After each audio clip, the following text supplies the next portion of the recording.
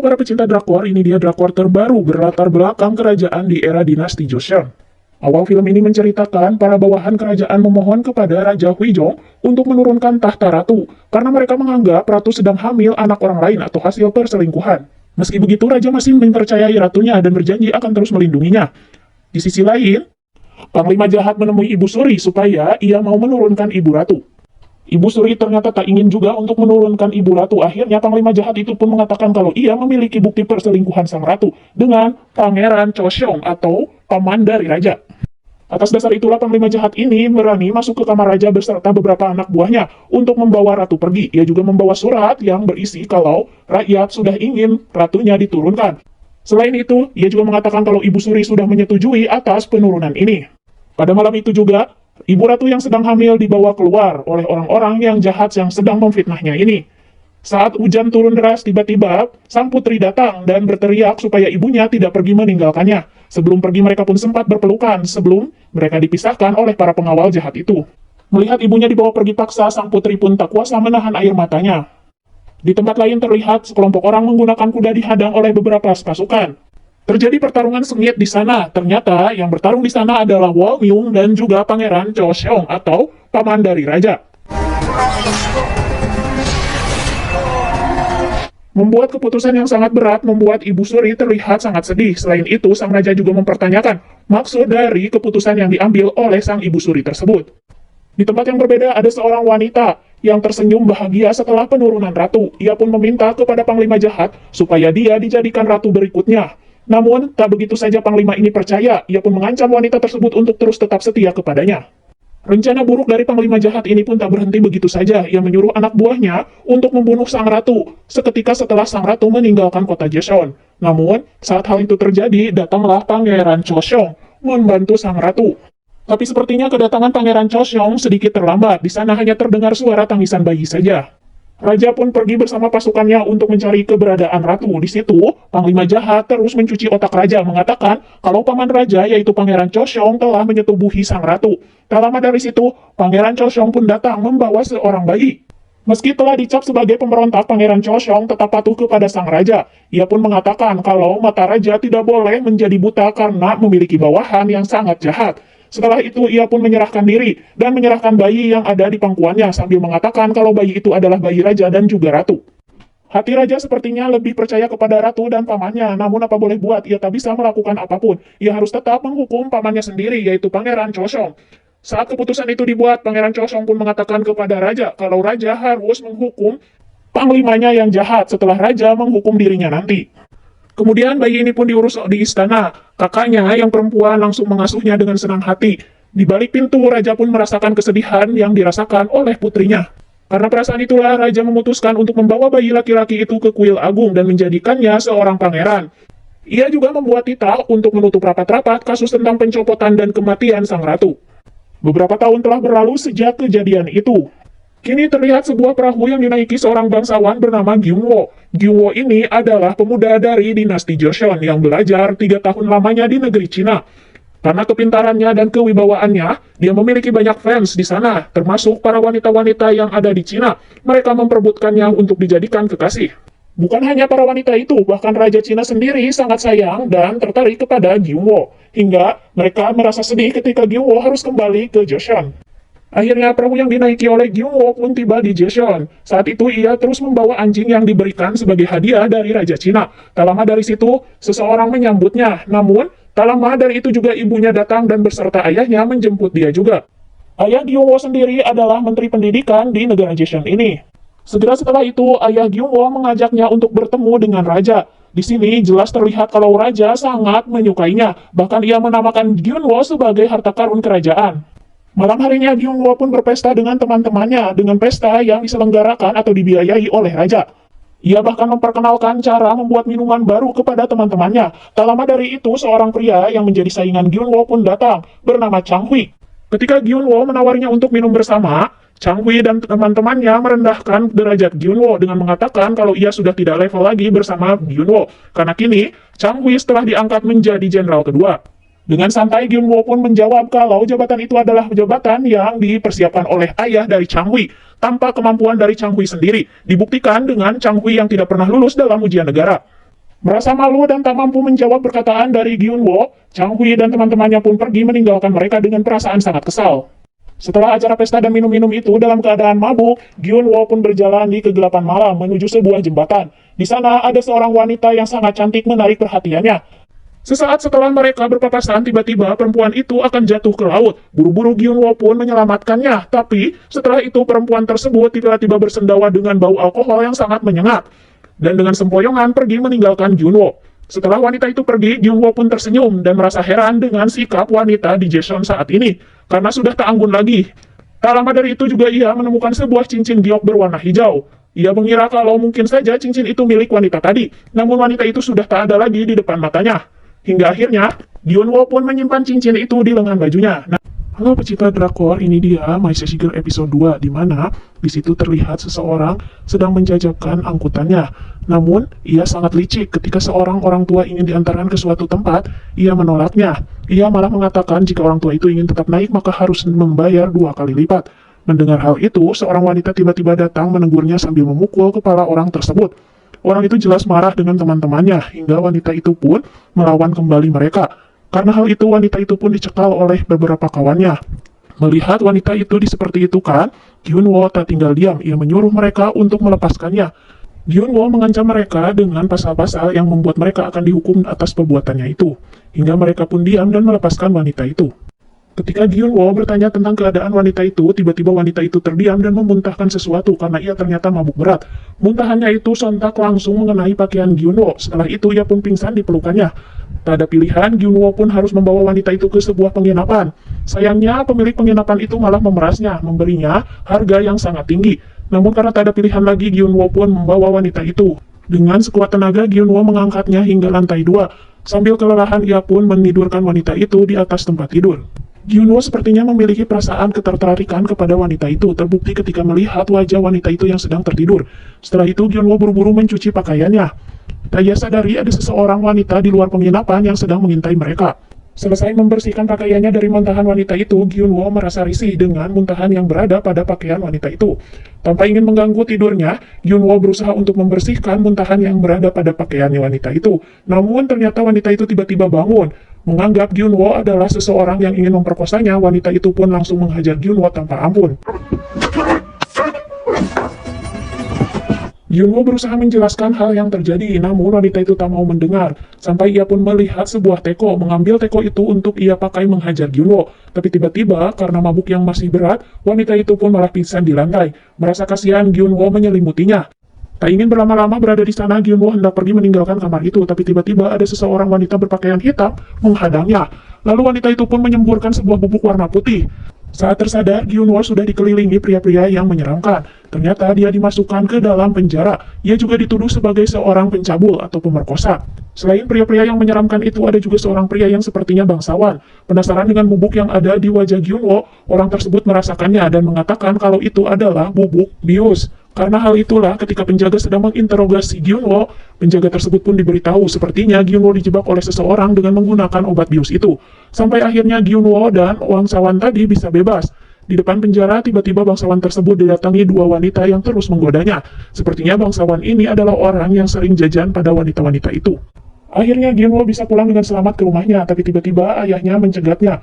Ia bertanya kenapa pagi seperti ini Gyun-woo baru saja pulang. Ayahnya menasihatinya supaya tidak membuat rumor yang meresahkan. Setelah itu terlihat seorang wanita sedang mengobrol bersama anjing yang dibawa Gyun-woo pada episode pertama. Entah siapa wanita ini, tapi karena tinggal di rumah Gyun-woo mungkin saja adalah adiknya.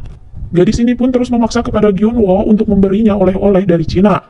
Setelah itu Gyun-woo duduk di atas kursi sambil masih membayangkan wanita yang ia temui tadi malam.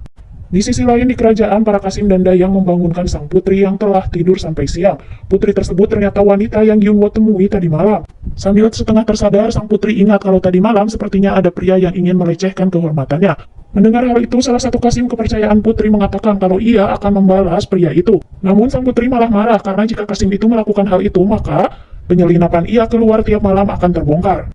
Sang putri sepertinya memiliki musuh dan sayangnya musuh itu sekarang mengetahui perbuatan sang putri tiap malam yang menyelinap keluar.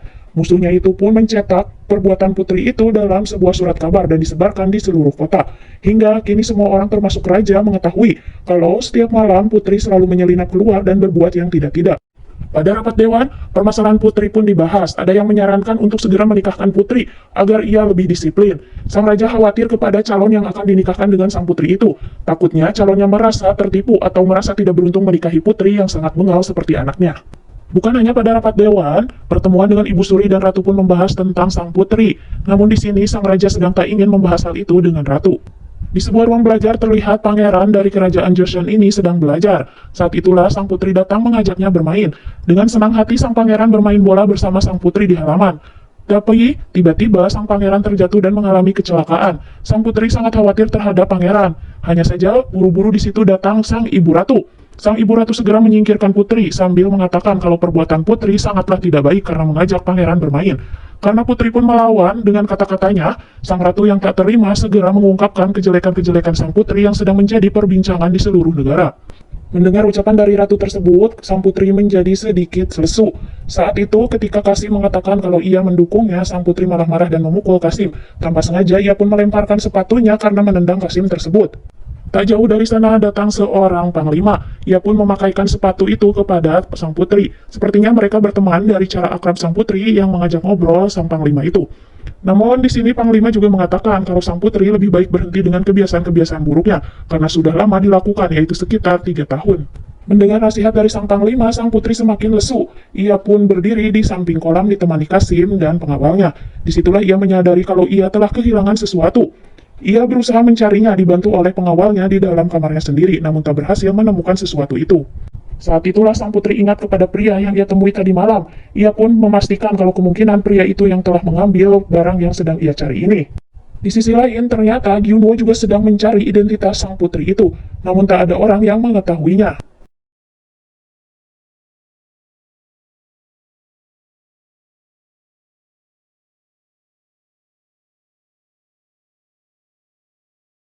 Halo pecinta drakor, ketemu lagi di My Sassy Girl episode 3. Di sini terlihat ada 2 gadis yang sedang ingin meminjam buku di toko buku. Sayangnya buku yang mereka ingin pinjam ternyata buku yang sangat populer hingga kini sudah dipinjam orang lain. Tak lama dari situ, si pemilik toko melihat Gyunwoo. Matanya pun langsung terbelalak dan menghampiri Gyunwoo. Gyunwoo yang bertanya di mana keberadaan 2 temannya langsung ia antarkan ke sebuah ruangan rahasia di rumah itu. Terlihat 2 pria sedang bersama, salah satu dari mereka mencoba untuk memaksa salah satu yang lainnya untuk bercinta bersamanya. Melihat hal itu, Gyunwoo langsung melemparkan sesuatu menghentikan mereka. Ternyata itu hanyalah adegan supaya mereka bisa meresapi apa yang akan mereka gambar. Tempat rahasia ini adalah tempat untuk menggambar adegan-adegan mesra atau mesum antara laki-laki dan perempuan. Gyunwoo meminta orang-orang ini untuk menggambarkan wajah wanita yang beberapa hari ini ia temui. Begitu gambar itu jadi, temannya pun memuji kalau wanita itu sangat cantik. Saat itulah Gyunwoo mengatakan kalau wanita itu adalah musuhnya. Gyunwoo menggunakan gambar itu untuk menanyakan di mana keberadaan wanita itu kepada orang-orang di pasar. Sementara itu di saat yang sama, terlihat seorang perempuan sedang memilih aksesoris untuk rambutnya. Tak mendapatkan informasi mengenai wanita yang ia cari, Gyunwoo pun memasukkan gambar itu ke lengan bajunya. Tak lama dari situ ia malah bertabrakan dengan wanita yang tadi. Ternyata mereka berteman. Wanita itu bernama Dayun. Mereka pun pergi bersama untuk minum di sebuah tempat makan. Di situ, terlihat kalau Dayun menyukai Gyunwoo. Ia mencoba memancing perbincangan dengan Gyunwoo. Siapa tahu Gyunwoo sudah memiliki calon yang akan dinikahi. Tepat pada waktu yang sama, wanita yang Gyunwoo temuin kemarin ternyata datang ke tempat itu mencarinya. Ia pun sangat terkejut karena wanita itu langsung menuduhnya sebagai seorang yang cabul. Bahkan wanita itu tak segan-segan mempermalukan Gyunwoo dengan suara keras di depan semua umum kalau Gyunwoo telah memperkosanya. Merasa malu dan difitnah oleh wanita itu, ia pun berpamitan kepada Dayun untuk menyelesaikan masalahnya dengan perempuan itu. Wanita ini datang untuk mendapatkan kembali cincin gioknya karena ia mengira Gyunwoo yang telah mencuri darinya.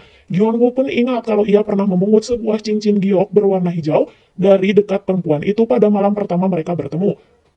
Hanya saja ia ingin wanita itu meminta maaf duluan karena telah menghancurkan nama baiknya. Bukannya meminta maaf, wanita itu malah mengancam Gyunwoo akan melaporkannya ke pihak keamanan. Apesnya lagi, saat Gyunwoo ingin memberikan cincin itu, ternyata cincin itu sudah tak ada lagi bersamanya. Merasa dipermainkan, wanita itu semakin marah dan mengancam Gyunwoo.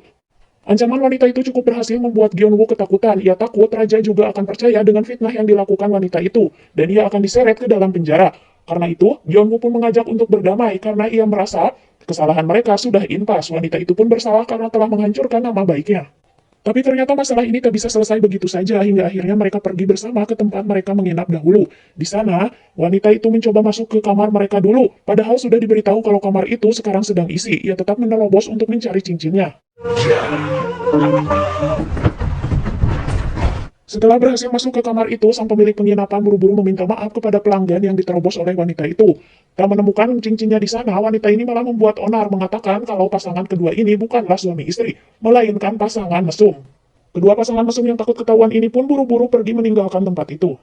Tak mau menyerah, wanita ini juga mengajak Gyeonwoo untuk pergi ke tempat cucian, di mana tempat itu adalah tempat mencuci spray dan selimut dari penginapan tadi. Di sisi lain, di sebuah rumah yang indah, sepertinya rumah seorang pejabat, terlihat Dayun sedang mengajari beberapa gadis di sana untuk menyulam. Sambil memikirkan siapa wanita yang bersama Gyeonwoo tadi, Dayun pun terus melihat ke arah adik Gyeonwoo. Setelah itu, Dayun pun mengajaknya berjalan-jalan di taman rumahnya.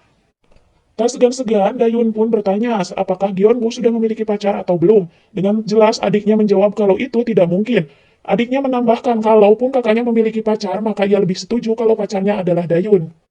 Di kerajaan sendiri, raja sepertinya memutuskan ingin mendengarkan hasil suara rakyat langsung, namun orang-orang di sana tak menyetujui hal itu dan meminta raja untuk mempertimbangkannya kembali karena akan memakan waktu dan biaya yang sangat besar.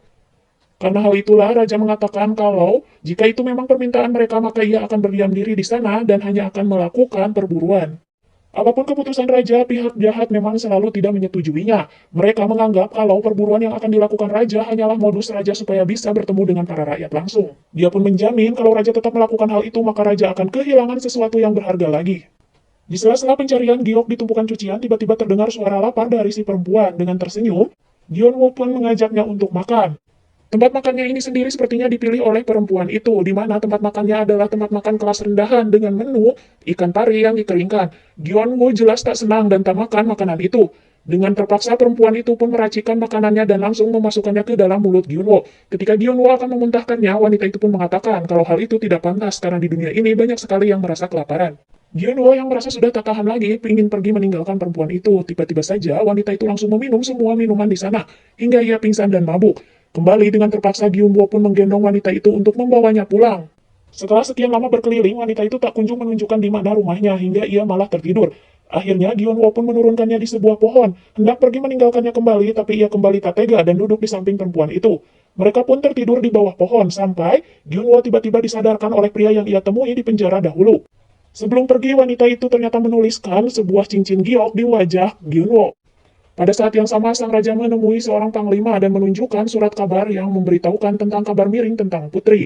Raja meminta panglima itu untuk menyelidiki siapa sebenarnya yang mencetak dan menyebarkan hal itu. Saat itulah tiba-tiba putri datang dengan meloncat pagar. Akhirnya ia ketahuan oleh sang raja.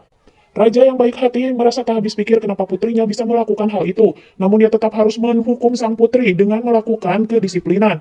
Mendengar hukuman yang sangat ringan, ratu menjadi sangat kesal. Mendapat hukuman itu, bukannya sadar, sang putri malah menyalahkan Gyeonwoo. Meski begitu, untuk kali ini, Kasim menjelaskan kepada putri kalau hal itu bukanlah kesalahan pria itu, namun kesalahan putri sendiri. Sambil menghapus coretan di wajahnya, Gyeonwoo bersumpah tidak ingin bertemu lagi dengan perempuan itu.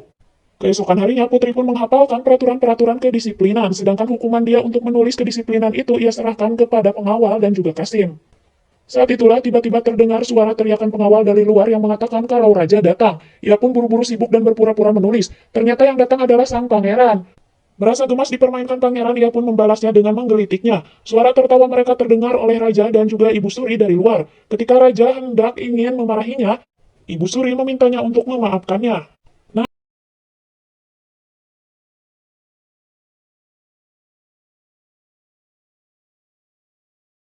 Di awal episode ini memperlihatkan kalau Gyeonwoo sedang mengajak minum kepada Dayun atas permintaan kemarin karena ia meninggalkan Dayun begitu saja. Ketika Dayun mengatakan siapa wanita yang kemarin bersama dengan Gyeonwoo, Gyeonwoo pun menjawab kalau wanita itu adalah wanita yang terobsesi dengan ketampanannya hingga wanita itu terus mengejar-ngejarnya. Di sisi lain, Putri sedang melihat-lihat situasi kondisi karena ia hendak pergi kembali keluar istana. Saat itulah datang Kasim yang selalu menjaganya, mengajak Putri untuk pergi ke suatu tempat karena sepertinya sang putri melupakan hari penting ini. Hari ini, di depan semua pejabat raja sedang mengundang Gyeonwoo. Ia juga mengumumkan kalau Gyeonwoo akan menjadi guru bagi sang pangeran. Atas keputusan raja itu, sang pangeran pun saling menundukkan diri di hadapan Gyeonwoo.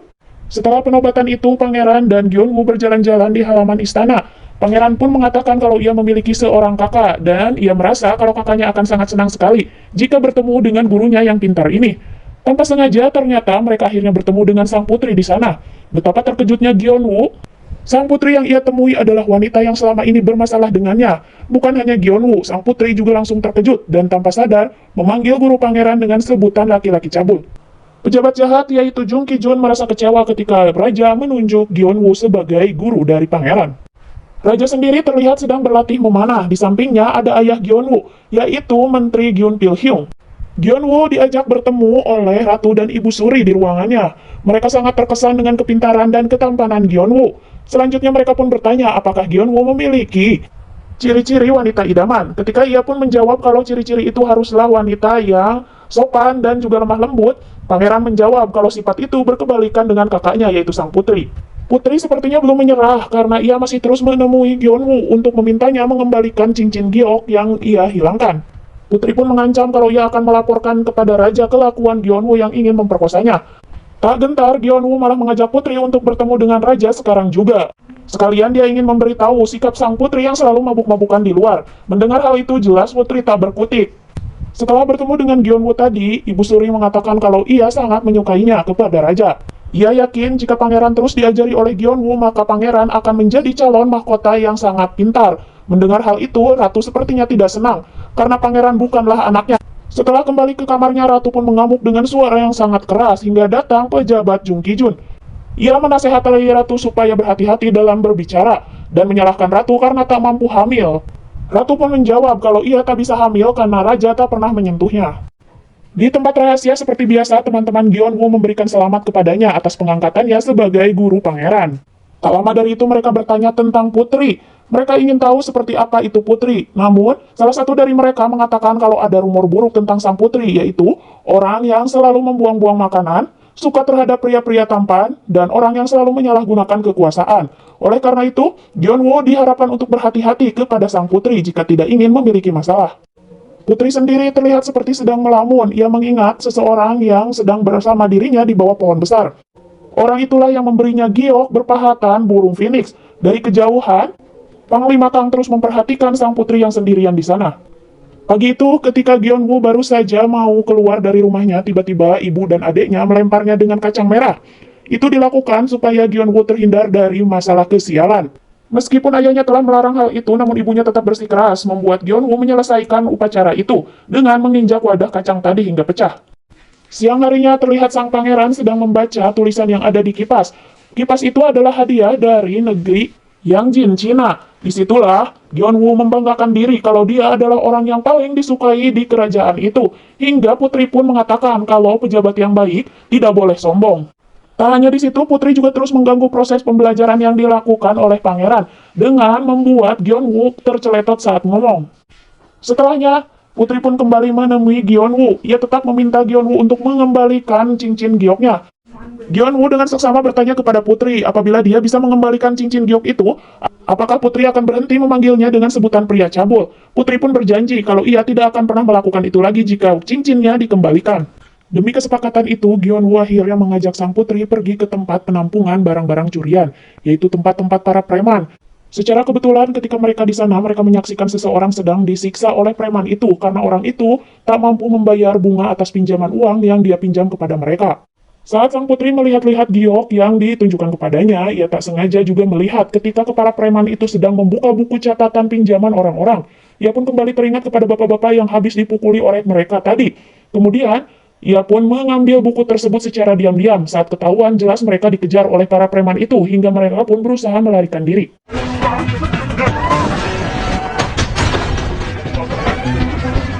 Dalam posisi terjebak, tiba-tiba datang pengawal putri yang menolong mereka. Pengawal putri itu pun menendang sebuah keranjang berisikan uang hingga membuat kerumunan di sana. Kesempatan itu mereka pakai untuk melarikan diri, tapi tak sengaja. Namun, tanpa sengaja saat itu buku yang putri pegang malah terlempar ke udara.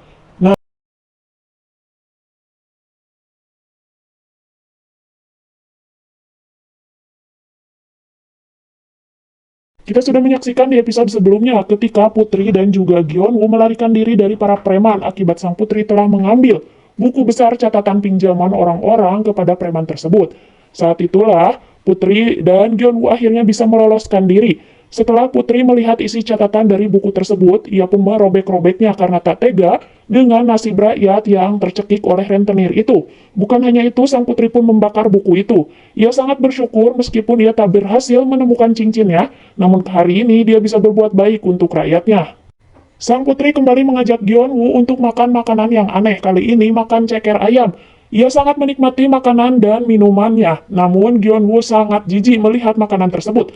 Terlebih di sampingnya ada ayam yang masih hidup dengan kaki yang sangat kotor. Tapi bukanlah Putri jika ia tak berhasil memaksa Gyeonwoo untuk makan makanan itu. Dengan terpaksa awalnya, Gyeonwoo pun memakan ceker itu, namun akhirnya ia pun bisa menikmatinya sambil minum minuman. Setelah minum banyak, Gyeonwoo mulai tak terkendali. Di hadapan sang putri, ia mengatakan kalau ia sangat tampan dan wajar sekali jika Putri menyukainya. Tapi ia juga mengatakan kalau ia bukanlah pria yang gampangan. Setelah itu ia pun pingsan di atas meja makan. Keesokan paginya, Gyeonwoo akhirnya tersadar setelah diberikan minuman anti mabuk oleh ibunya yang rasanya sangat tidak enak karena terbuat dari bahan-bahan yang sungguh sangat memuakan. Setelah itu, Gyeonwoo pun sadar kalau sepertinya tadi malam ia telah mengatakan sesuatu yang tidak baik kepada Putri. Saat Gyeonwoo hendak beristirahat, adiknya terus bertanya kepada Gyeonwoo tentang pendapat Gyeonwoo kepada Dayun. Ia ingin mencomblangkan Gyeonwoo dengan Dayun supaya Dayun bisa menjadi kakak iparnya. Tanpa sengaja ia pun keceplosan kalau ia telah memberikan cincin giok yang berada di kamar kakaknya kepada Dayun. Ia mengatakan kalau cincin itu sengaja dibelikan oleh kakaknya untuk Dayun. Hingga Dayun pun merasa senang dan terus mencoba memakai cincin itu. Saat itulah salah satu dari pelayannya mengatakan kalau Dayun memiliki tamu. Tamunya itu ternyata Gyeonwoo. Di sini, Gyeonwoo meminta kembali cincin yang telah diberikan kepadanya. Tapi jelas kita ketahui kalau Dayun sepertinya menyukai Gyeonwoo. Ia tak mau memberikan cincin itu begitu saja. Ia pun mengatakan kalau ia akan mempertimbangkan untuk memberikan cincin itu atau tidak pada acara festival yang akan hadir pada 3 hari kemudian.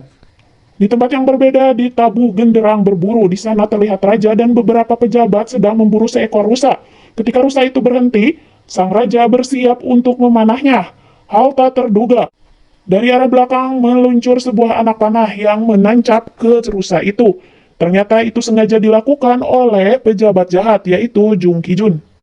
Meski raja tak senang akan kejadian tadi, ia tetap menahan diri dan malah memuji Jung Ki-jun. Di dalam kamarnya, sang putri sedang melihat peta istana dan mencari celah di mana ia bisa keluar lagi dari istana.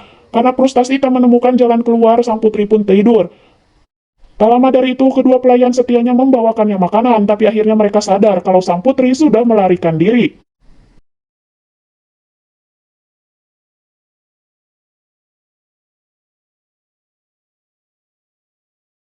Sini terlihat sang putri sedang berjalan-jalan di pasar mencari cincin giok. Di satu sisi juga terlihat Dayun yang sedang berbelanja, merubah penampilannya secantik mungkin karena hari ini ia memiliki janji bertemu dengan Gyeonwoo.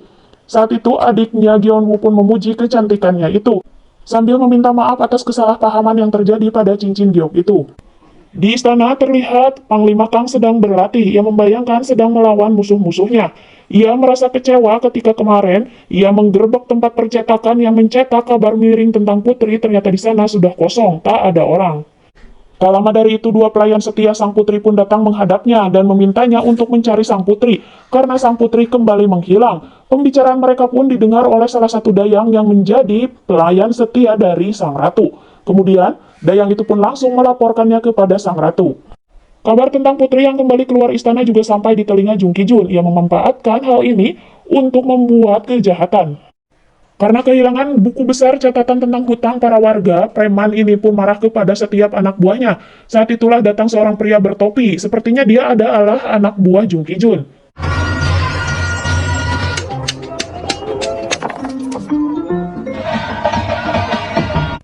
Di dalam festival terlihat Dayun berjalan diiringi para dayang-dayangnya. Di tengah perjalanan itulah Chang Hui menahan perjalanannya dan memberinya sebuah bunga. Setelah itu, Chang Hui juga memberinya sebuah surat yang memuji dirinya.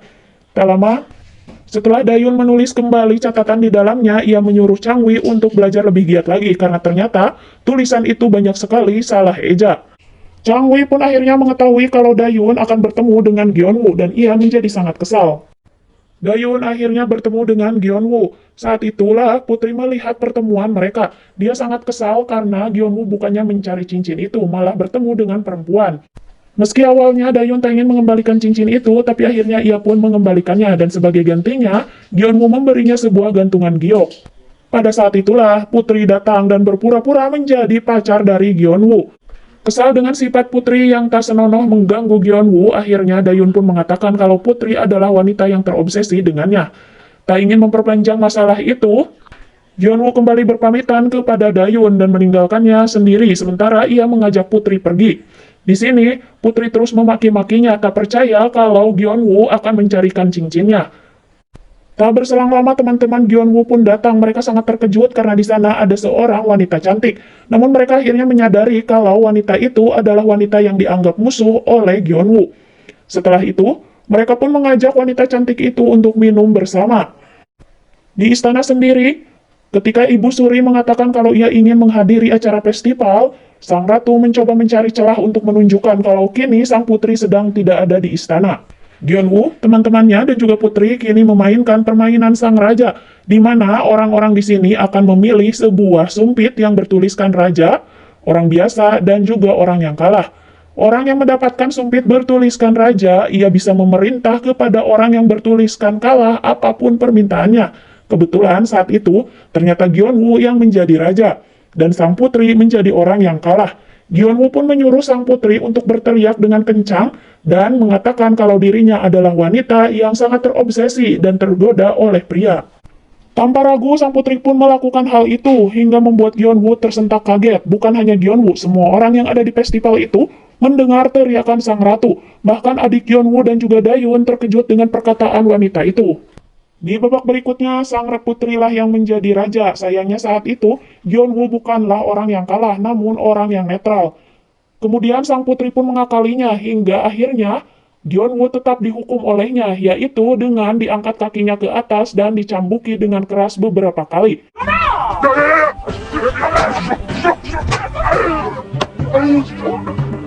Sementara itu dari kejauhan, pria yang bersama Gyeonwoo kemarin di penjara menyaksikan tentang tindakan putri dan Gyeonwoo itu. Dari ucapannya, sepertinya ia mengetahui identitas sang putri.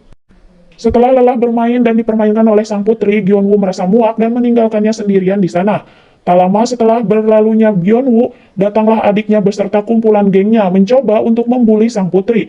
Di perjalanan, Gyeonwoo akhirnya sadar kalau ia tadinya ingin mengembalikan cincin kepada sang putri. Hanya saja tiba-tiba Panglima Kang datang dan memintanya mengantar ke tempat putri berpisah dengannya tadi. Menghindari perhatian dari orang lain, sang putri dan juga para wanita yang ingin membulinya itu pergi ke sebuah tempat yang sepi. Kebetulan di sana ada sebuah botol minuman. Sang putri pun menunjukkan kehebatannya menghancurkan botol itu hanya dengan satu tendangan saja. Membuat para gadis yang ingin membulinya ini menjadi ketakutan dan pergi melarikan diri. Setelah mereka pergi, tiba-tiba sang putri dipukul seseorang dari belakang hingga pingsan. Gyeonwoo dan Panglima Kang kembali ke tempat di mana Gyeonwoo berpisah dengan putri tadi, namun mereka tak bisa menemukannya. Hingga mereka pun berpencar untuk mencari sang putri. Di hari festival ini, sang raja berniat untuk melihat keadaan rakyat. Tapi tiba-tiba ada sebuah anak panah lewat tepat di depannya. Semua orang langsung berjaga bersiaga menjaga sang raja. Dari ujung anak panah itu terlihat tulisan kalau malam ini raja akan bersedih karena kehilangan anaknya. Raja pun terlihat sangat panik setelah membaca itu. Terlihat sebuah celurit menempel di leher sang putri. Celurit ini dipegang oleh ketua preman. Ia disuruh oleh anak buah dari Jung Ki-jun untuk membunuh sang putri. Saat sedang mencari sang putri, tiba-tiba Gyeonwoo dipanggil oleh adiknya. Adiknya mengadu kalau ia tadi bertemu dengan sang wanita yang dia anggap sebagai wanita nakal. Lalu adegan pun berpindah kepada sang putri yang baru saja sadar. Di sini, sang putri dipaksa untuk mengakui di mana ia telah menyembunyikan buku besar milik para preman itu. Tak lama saat preman mengancam akan menghancurkan wajah sang putri dengan celurit, datang Gyeonwoo sebagai seorang pahlawan. Ia pun melawan mereka hanya dengan menggunakan sebuah kipas. Sayangnya ada salah satu dari anak buah mereka yang melukai tangan Gyeonwoo.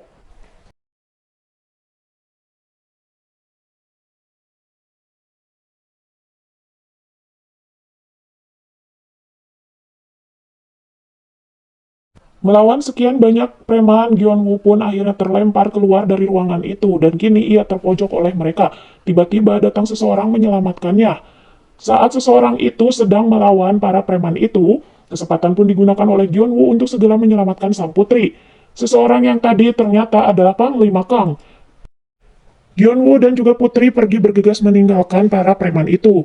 Di sini, mereka menyadari kalau telah berpegangan tangan dan segera melepaskannya. Melihat luka di tangan Gyeonwoo, sang putri langsung merobek pakaiannya untuk mengikat luka tersebut. Setelah itu mereka pun mendengar suara kembang api dan sama-sama menyaksikannya dari sana. Tak sadar, mereka saling memperhatikan satu sama lain, dan terkadang mereka terlihat salah tingkah karena hal itu. Panglima Kang pun mendesak ketua dari para preman itu untuk mengaku siapa yang telah menyuruhnya.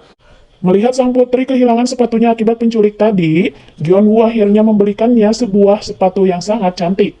Tak lama dari situ, pengawal putri pun datang dan memberitahukan kalau ayahnya akan pulang mendadak malam ini. Setelah mendapatkan surat ancaman tadi, raja dan anak buahnya pun bergegas pulang ke kerajaan. Selain itu, putri juga bergegas untuk segera kembali ke istana. Sesampainya di istana, raja disambut oleh sang ratu. Ia buru-buru memastikan keadaan sang pangeran, apakah baik atau tidak. Raja akhirnya merasa tenang melihat sang pangeran dalam keadaan baik-baik saja. Namun hal itu tak lama. Ia segera teringat akan sang putri dan buru-buru ke sana untuk melihatnya. Untunglah, ternyata sang putri datang tepat waktu.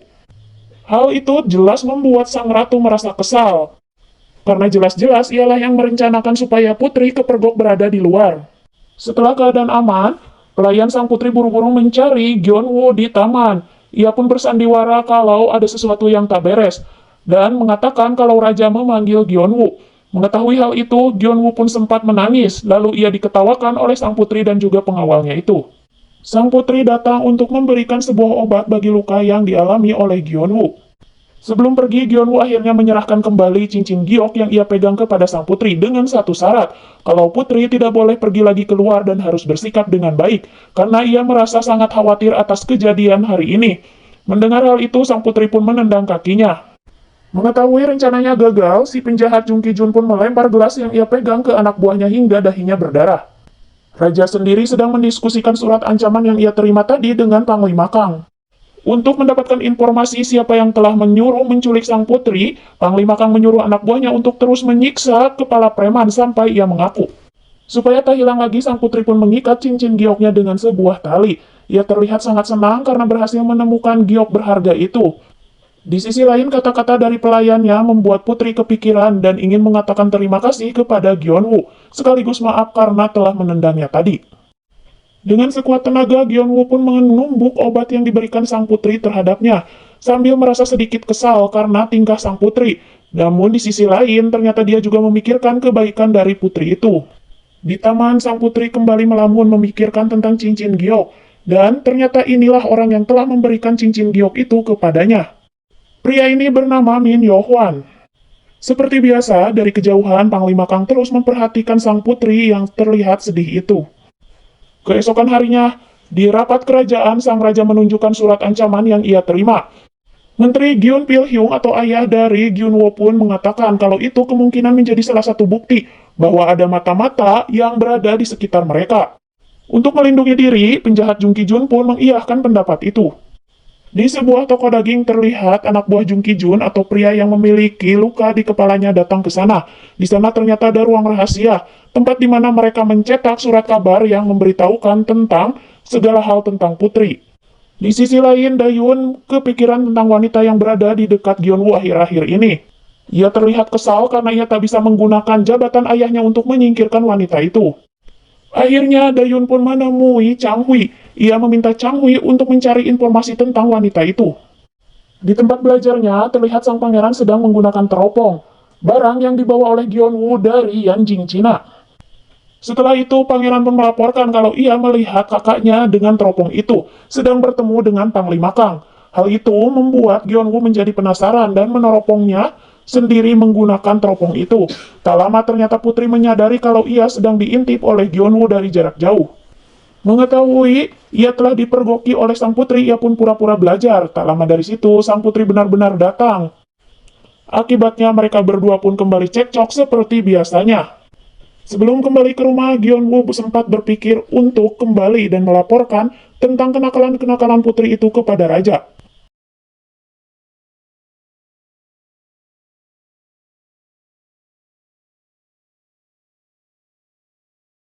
Di awal episode ini terlihat sang raja memberikan hukuman kepada putrinya, yaitu Putri Hye-myung. Saat para pengawal menangkap putri, ia pun mengatakan kalau ia melakukannya bersama dengan guru Gyeonwoo, sehingga ia pun ikut bersama dihukum dimasukkan ke dalam sebuah peti. Kejadian itu ternyata hanyalah bayangan dari guru Gyeonwoo seandainya dia melaporkan sang putri. Tak ingin hal itu terjadi, Gyeonwoo pun tak jadi melaporkannya dan dengan kesal ia pulang ke rumah. Pagi itu saat putri bangun, dia bingung karena pelayan dan pengawal setianya tak ada di sana. Tak lama dayang kiriman Ibu Ratu pun datang mengundangnya ke istana Ibu Ratu. Saat ia datang, betapa kagetnya dia melihat kedua pelayan setianya itu sedang dicambuk oleh Ibu Ratu. Sontak saja sang putri marah dan meminta Ibu Ratu untuk menghentikannya. Ketika Ibu Ratu menolak untuk menghentikan hal itu, putri pun meminta supaya Ibu Ratu menghukumnya saja dibandingkan menghukum mereka. Geram dengan perlawanan putri, Ibu Ratu pun sangat marah, tapi tiba-tiba datang Ibu Suri ke sana, hingga ia tak berkutik. Saat itu juga Ibu Ratu langsung berakting dan mengatakan kalau ia sangat khawatir dengan sikap putri. Mendengar hal itu, Ibu Suri meminta Ibu Ratu untuk memaafkannya. Di kediamannya, dengan hati-hati sekali sang putri pun mengobati luka-luka yang dialami oleh kedua anak buahnya itu. Sambil menatap dengan mata yang penuh kesedihan, sang putri pun meminta maaf kepada mereka. Gyeonwoo sendiri sedang kebingungan, ia mencari cara supaya ia bisa menaklukkan sikap putri yang bengal hingga ia mengumpulkan semua buku-buku yang berhubungan dengan itu. Tak menemukan pelajaran berarti dari buku-buku itu, Gyeonwoo akhirnya memutuskan untuk menghindari sang putri meskipun ia terus dipanggil olehnya. Di sisi lain, ibunya Gyeonwoo sedang mengatur acara pertemuan perjodohan dengan beberapa anak dari kenalannya. Bukan maksud ingin menjodohkan sungguhan, ia hanya ingin memamerkan ketampanan dan kepintaran anaknya itu kepada mereka. Tak ingin membantah permintaan ibunya, Gyeonwoo pun akhirnya menemui mereka semua. Tapi tak disangka selama ia bertemu dengan para gadis-gadis itu, yang terbayang hanyalah wajah putri yang mengolok-olok kalau ia jadi dengan salah satu dari mereka. 드루님, 제가 손끝하고 기대면 되게 높은 건 얼마나 되시는지요? Di tempat lain terlihat Dayun dan beberapa teman-temannya sedang melakukan perawatan kuku mereka. Tak sengaja di sana salah satu dari mereka membicarakan tentang kedekatan sang putri dengan Gyeonwoo. Merasa kesal dengan perkataan mereka, ia pun melampiaskannya kepada orang yang sedang merawat kukunya dengan menamparnya. Di toko buku di tempat rahasia, teman-teman Gyeonwoo sedang mengekspresikan tindakan mereka untuk novel berikutnya. Saat itulah Gyeonwoo datang dan meminta pendapat mereka. Kenapa saat perjodohan itu ia selalu membayangkan Hye-myung? Ketika temannya mengatakan mungkin itu terjadi karena ia menyukai Hye-myung, Gyeonwoo sendiri menyangkalnya dengan mengatakan kalau itu mungkin karena perasaan yang sangat ingin balas dendam kepada Hye-myung. Di lingkungan istana secara diam-diam terdapat orang yang kembali menyebarkan kabar-kabar miring tentang sang putri. Saat itu para pengawal memergoki mereka dan mengejarnya. Saat terpojok di sana, Panglima Kang juga mencoba untuk menghentikan mereka hingga salah satu dari mereka terluka oleh pedangnya. Sayangnya saat ia mengejar pelarian itu, ia dicegat karena tak bisa memasuki sebuah kampung yang harus menggunakan izin raja untuk memasukinya. Ternyata bukan hanya orang-orang misterius itu. Di dalam istana, dayang yang bekerja kepada sang ratu pun menyuruh dayang-dayang lain untuk menyebarluaskan rumor tentang keburukan sang putri. Pada saat yang sama, Gyeonwoo yang sedang bingung tentang menghadapi sang putri tiba-tiba bertemu dengan orang misterius yang dia temui di dalam penjara waktu itu. Dua wanita yang ada di sampingnya membicarakan tentang rumor yang sekarang baru mereka temukan di jalanan tentang sang putri. Isi rumor itu adalah, pada acara festival kemarin, sang putri keluar dari istana dan ia terlibat cinta segitiga antara Panglima Kang dan salah satu ketua preman di sana. Hingga Panglima Kang yang tak terima pun menangkap ketua preman tersebut ke dalam penjara. Selain tentang kabar itu, Gyeonwoo juga mendengar kalau dahulu 3 tahun yang lalu sang putri memiliki seorang kekasih. Kekasihnya itu bernama Min Yo-hwan. Namun jejaknya tak kunjung diketahui sampai sekarang. Selebaran rumor tentang sang putri yang tersebar di seluruh istana pun sampai ke tangan sang raja. Berbeda dengan perasaan sang raja yang merasa sangat sedih melihat rumor itu, sang ratu malah merasa senang. Begitu juga dengan pejabat jahat Jung Ki-jun. Untuk membahas rumor itu, raja pun bertanya kepada Panglima Kang apa yang sebenarnya ia sembunyikan dari raja. Setelah itu sang putri pun dipanggil oleh raja dan ia sangat kecewa karena hal itu. Di sisi lain, Gyunwoo kepikiran soal Min Yuhwan, orang yang dibilang adalah cinta sang putri.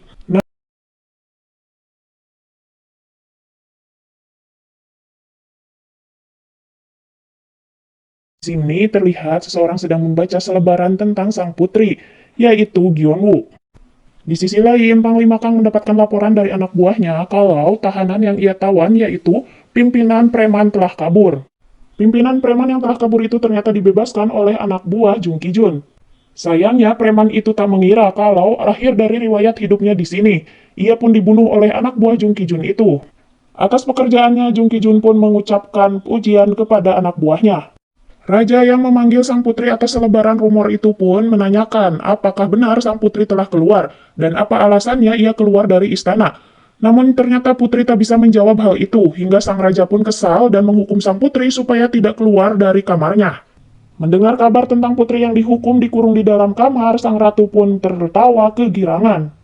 Di hari pertama sang putri dikurung, Panglima Kang menengok sang putri meskipun hanya dari luar. Terlihat ia sangat mengkhawatirkannya. Sementara itu, di dalam kamar, sang putri merasa sangat sedih karena tak bisa lagi keluar istana sambil memegang batu giok. Di situ, ia membayangkan ketika ia melihat cincin giok itu dipakai oleh ibunya dulu. Ternyata itu adalah cincin pemberian dari ayahnya untuk ibunya sebagai lambang pecinta mereka yang abadi dan setia. Cincin itu sendiri ia dapatkan dari Min Yuhwan 3 tahun yang lalu, setelah Min Yuhwan ketemu dengan ibunya di luar istana. Dan saat itu juga Min Yuhwan berjanji akan mempertemukan mereka pada bulan purnama. Namun, tiap bulan purnama sang putri menunggu di bawah pohon itu, ia tak kunjung bertemu dengan ibunya ataupun Min Yuhwan. 3 tahun berlalu sejak ia dijanjikan akan bertemu dengan ibunya. Kini ia merasa semakin sedih karena ia tak bisa lagi bertemu di luar. Teman-teman Gyunwoo yang tidak mengetahui kalau Hyemyu, gadis yang mereka temui di festival adalah sang putri, tanpa sungkan membicarakan tentang rumor yang beredar tentang sang putri itu kepada Gyunwoo. Kedua pengikut setia putri mencoba membujuk putri untuk makan karena sejak kemarin ia tak mau makan sedikit pun. Di sisi lain, Ibu Suri meminta raja untuk memaafkan kembali sang putri, tapi sang raja tetap kukuh pada pendiriannya. Tak lama dari itu, pangeran yang sedih karena tak bisa bertemu dengan kakaknya meminta supaya kakaknya segera dibebaskan. Melihat sang pangeran yang terus bersedih, Gyunwoo pun berusaha untuk membujuknya. Merasa khawatir dengan putri, akhirnya Gyunwoo pergi ke istananya dan bertemu dengan para pengikutnya ini. Dari situlah ia mengetahui kalau sejak kemarin putri tak mau makan. Di sini cerita yang lain terlihat pria misterius yang Gyunwoo temui di penjara sedang membaca serius tentang rumor dari sang putri itu. Meskipun kadang ia bercanda dengan para wanita-wanita yang ada di sampingnya, ia terlihat sepertinya memikirkan masalah yang dihadapi oleh sang putri. Rumor tentang sang putri itu juga ternyata sampai pada teman-teman Dayun dan juga pada teman-teman adiknya Gyunwoo. 그러니까 전하께서 공주를 거두셨지. Di sebuah ruangan, Gyunwoo sedang mendiskusikan dengan Panglima Kang sebenarnya siapa yang mencoba mencemarkan nama baik sang putri. Setelah itu, Gyunwoo menghadap ke ayahnya dan meminta supaya ayahnya mau menyelidiki itu. Tapi ayahnya meminta Gyunwoo supaya tidak ikut campur dan tetap melaksanakan tugas Gyunwoo sebagai guru dari pangeran tanpa memikirkan hal lain. Malam harinya, Gyunwoo membawa ikan pari yang sudah dipermentasi, makanan kesukaan sang putri, dan meminta kepada pengikutnya supaya menyediakan makanan itu, siapa tahu sang putri mau makan. Meskipun makanan itu dianggap bau, pengawalnya tetap menyediakan makanan itu untuk sang putri, sambil mengatakan kalau makanan itu dikirim oleh guru Gyunwoo. Awalnya sang putri tak mau memakan itu, tapi di tengah malam, tiba-tiba ia terbangun karena mencium aroma makanannya. Ia pun ingat bagaimana pertama kali ia makan makanan itu bersama Gyunwoo. Ia pun mencobanya satu suap. Setelah selesai makan, ia pun melihat ada sebuah surat yang terselip di pintunya. Di situ tertulis kalau Min Yuhwan menunggunya di sebuah tempat jam 4 sore besok. Saat itulah pagi-pagi sekali sebelum matahari terbit, putri mengendap-endap pergi keluar istana untuk bertemu Min Yuhwan. Nah,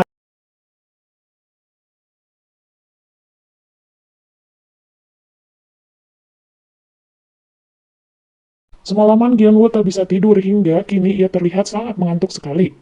Pagi itu juga ibunya memberikan obat untuknya. Setelah itu mereka berjalan-jalan bersama di pasar. Saat melihat cincin giok, Gyunwoo pun teringat akan sang putri. Saat itulah ia terlihat sangat bengong sampai ketika ibunya bertanya tentang tusuk rambut yang baik, ia pun tak menjawabnya. Setelah membeli itu, mereka pun melanjutkan perjalanan. Di jalan, Gyun-woo melihat seorang wanita dikerudungi oleh pakaian. Ia mengira itu sang putri, namun buru-buru ia tepis pikiran itu. Ibunya mengajak Gyun-woo untuk makan dan minum bersama di sebuah tempat makan. Ia berencana memamerkan anaknya ini kepada teman-temannya. Saat itulah tiba-tiba ada beberapa gadis yang membincangkan tentang keburukan sang putri. Ibunya pun bertanya hal itu kepada Gyun-woo. Gyun-woo hanya menjawab kalau itu hanyalah rumor. Saat itu tiba-tiba terdengar suara seorang gadis berteriak di luar. Gyun-woo pun langsung membalikan kepalanya.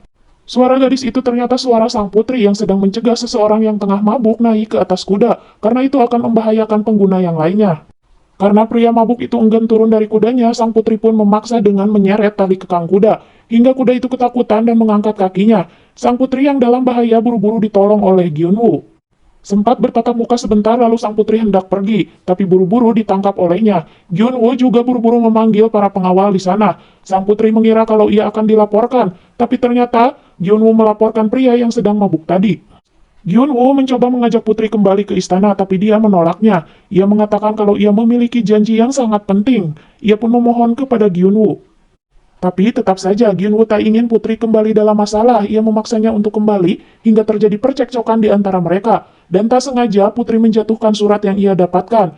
Gyun-woo pun membacanya. Ia tahu kalau surat itu berasal dari Min Yu-hwan yang mengajaknya bertemu dengan sang putri. Merasa patah hati, Gyun-woo tak bisa menghentikan kepergian sang putri. Sampai ia teringat kata-kata dari orang yang ia temui. Siapapun yang bertemu dengan Min Yu-hwan akan dihukum dengan sangat berat tanpa terkecuali.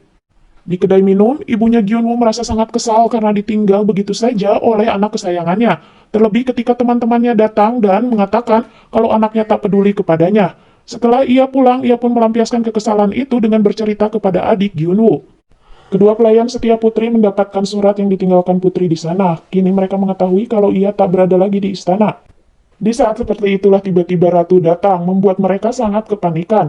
Ratu mengatakan kalau ia membawa makanan yang ia buat sendiri khusus untuk putri. Makanan itu ternyata adalah makanan yang ditaburi bakaran jimat untuk mempengaruhi putri, supaya Ratu bisa hamil.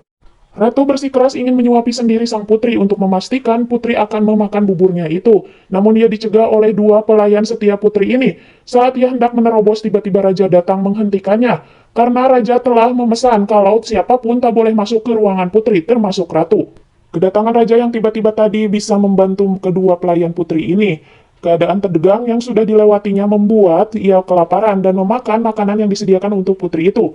Tapi, pengawal lain mengatakan siapa tahu di dalam buburnya terdapat racun. Ia pun buru-buru ingin memuntahkannya.